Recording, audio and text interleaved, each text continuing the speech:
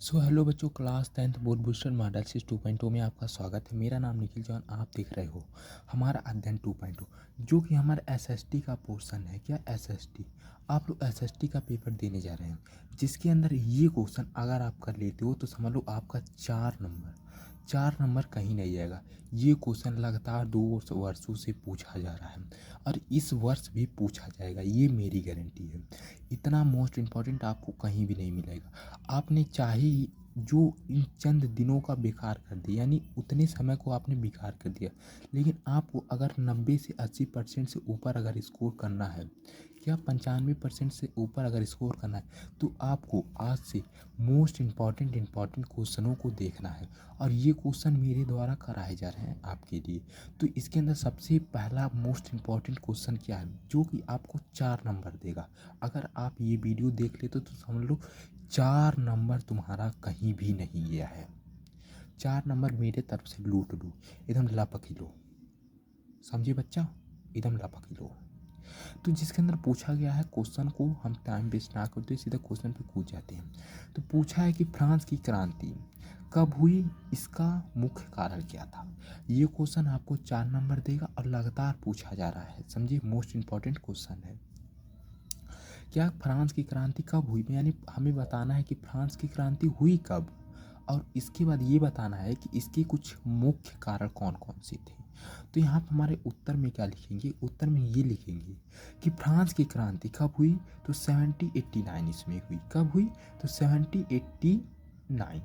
कब? 1789 इसमें हुई थी। कब हुई? 1789 इसमें हुई थी। कब हुई थी? 1789 इसमें में लुई 16वें के शासनकाल। 1789 का जो समय था, उस समय फ्रांस में कौन राजतंत्र कर रहा था, तो 16वां लुई 16वां का राजतंत्र था। कब? फ्रांस में इसका शासनकाल था।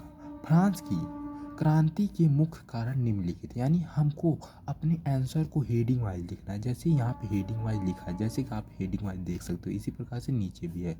क्या? नीचे भी है।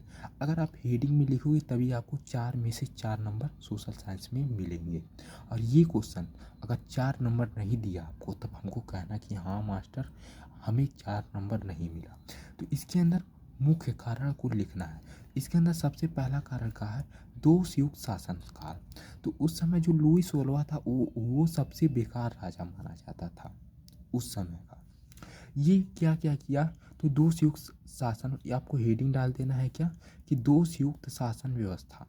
उसके बाद लिखना क्या है कि फ्रांस की क्रांति का मुख्य कारण वहाँ की दोषयुक्त शासन व्यवस्था था। ये क्वेश्चन याद कर लेना, 2 से 3 बार पढ़ लो, नोट कर लो। इम्पॉर्टेंट क्वेश्चन है, आपको बोर्ड एग्जाम में देखने को मिल सकते हैं। क्या है कि फ्रांस की क्रांति का मुख्य कारण वहाँ का दोषयुक्त शासन व्यवस्था था, यानी वहाँ की शासन व्यवस्था क्या थी, बहुत ही ज़्यादा खराब थी। तो जो वहाँ का राजा था, वह देश का प्रधान था। जो वहाँ के राजा थे, वही ही देश का प्रधान बन चुका था। कह रहा था कि मुझे ही सब कुछ मानो, मुझे ही भगवान, मुझे माने ही सब कुछ मानो, कि मेरे सामने सब लोग गोड़ धरो, पाँव पसारो, और वस्तुओं और अनुसार आचरण करता था। शासन, उसका जो शासन के अंतर्गत करों की वसूल करने की प्रणाली भी अत्यधिक दोषयुक्त थी। तो जो वह उस समय अपने काल में वसूल करता था, किसका? करों का। किसका? करों का जो वसूल करता था, वह सबसे ज़्यादा अधिक हुआ जाता था। अगर कोई सामान 1 रुपए का है, तो वह 10 रुपए का बेचता था। कहता था इसका सामान 10 रुपये कर दो, और जो भी टैक्स मिलता था इस सामान से, वह अपनी महलों में खर्च करता था, अनाप शनाप बातों में। तो क्या लिखा है? खराब करता था। तो उस समय क्या हुआ कि राजा स्वयं अपने अधिकारों द्वारा कर वसूल नहीं सकता था। यानी जो राजा था, वो अपने अधिकारों द्वारा क्या नहीं कर सकता था, कर नहीं वसूल सकता था। अपितु यह अधिकार सबसे अधिकार बोली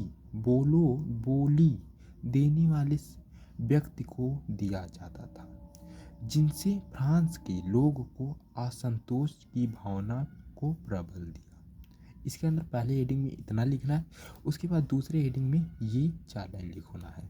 उसके बाद ये 4 लाइन लिख दोगे तो 4 नंबर फिक्स हो जाएगा। दूसरा हेडिंग क्या डालना है, दूसरा हेडिंग ये डालना है कि सामाजिक असमानता क्या थी, उस समय की सामाजिक असमानता क्या थी, ये हमारा दूसरा हेडिंग रहेगा। तो जो हमारी फ्रांस की क्रांति का एक महत्वपूर्ण कारण सामाजिक असमानता थी। फ्रांस की क्रांति के समय फ्रांसीसी समाज में अत्याचार असमान व्यापार व्याप्त थी, यानी उस समय अत्यधिक अत्याचार होता रहा था। समाज 2 वर्गों में बटा था। जो वहाँ की समाज थी क्या थी, 2 वर्गों में विभाजित थे। प्रथम वर्ग में कुलीन और पादरी वर्ग आता था, जो करों का भुगतान नहीं करता था। यानी प्रथम स्टेज में कौन कौन आता था, कुलीन और पादरी वर्ग, जो क्या नहीं करता था, कर को भुगतान नहीं करता, यानी कर को नहीं देता था। जबकि दूसरे वर्ग में किसान तथा अन्य श्रमिक यानी किसान, यानी जो लेबर मजदूर होते थे, आते थे, जो अत्यधिक करों को भुगतान करते थे। यानी इसका कहने का ये मतलब है कि जो उस समय का शासन काल था सबसे बेकार था। जो हमारा फ्रांस था वह 2 वर्गों में विभाजित था। पहला कौन, प्रथम वर्ग, और दूसरा द्वितीय वर्ग। प्रथम वर्ग के कौन कौन आते थे, कुलीन और पादरी। इन्हें क्या नहीं देना पड़ता था, तो इन्हें कर नहीं देना पड़ता था। लेकिन जो हमारे दूसरे वर्ग में आते थे उन्हें सबसे ज़्यादा कर देना पड़ता था। ये क्वेश्चन मोस्ट इम्पॉर्टेंट क्वेश्चन है, इसे तुम 2 से 3 बार जरूर देख करके रिवीजन कर लेना, क्योंकि ये आपको केवल 4 नंबर दिला सकता है।